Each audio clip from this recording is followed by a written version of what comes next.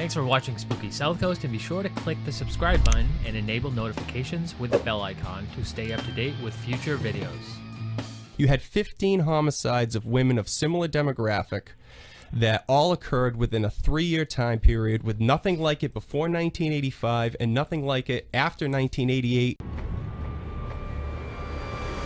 And then a year after that, another woman named Joanne Andrade was found bludgeoned and strangled floating in the water off a state pier.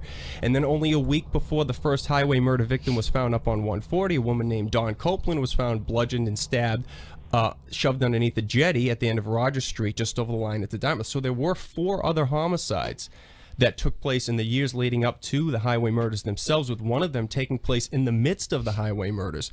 Now, I'm not saying that those are connected, but they were probed at the time for possible connections. But just stepping back and looking at this from a distant perspective like mine, you had 15 homicides of women of similar demographic that all occurred within a 3-year time period, with nothing like it before 1985 and nothing like it after 1988 until 2005, when Susanna Alvarado was found on the on-ramp from 88 leading to 195.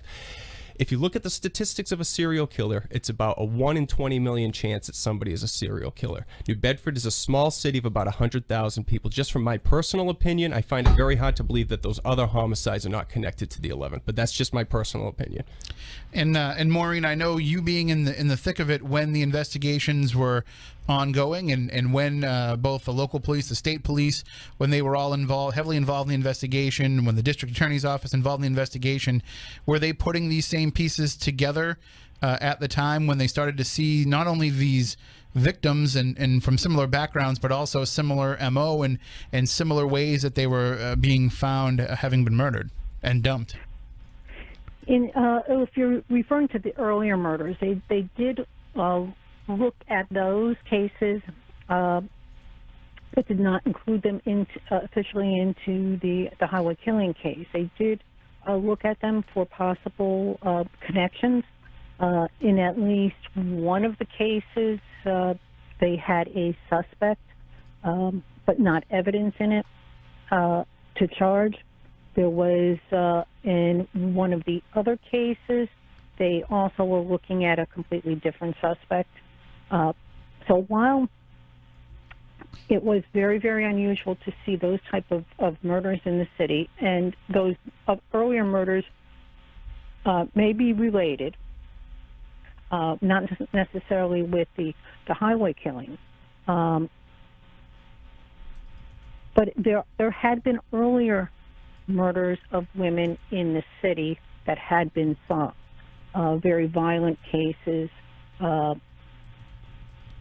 very violent homicides of women who were considered extremely vulnerable for a variety of reasons, either where they were last seen, if they had been at a bar, things like that.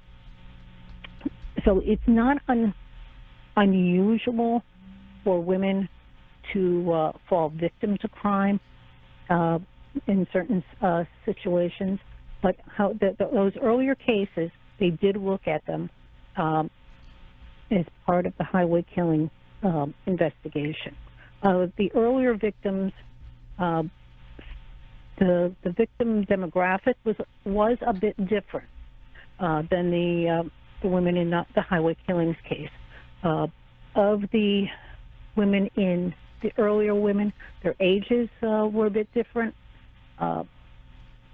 Their backgrounds were a bit different. They're a little bit more varied.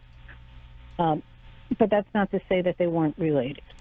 I think in the defense of law enforcement, I mean, at that point you had 1 a year over 4 years, and then all of a sudden you had 11 over 4 months. So I think that in their defense, even if they were connected, it would be hard to see that back then, because you have 1 year for 4 years and then 11 over 4 months. It's all of a sudden just things go crazy. So that there was a bit of a difference in the length of time between the murders when you're comparing those other homicides to the actual highway murders themselves.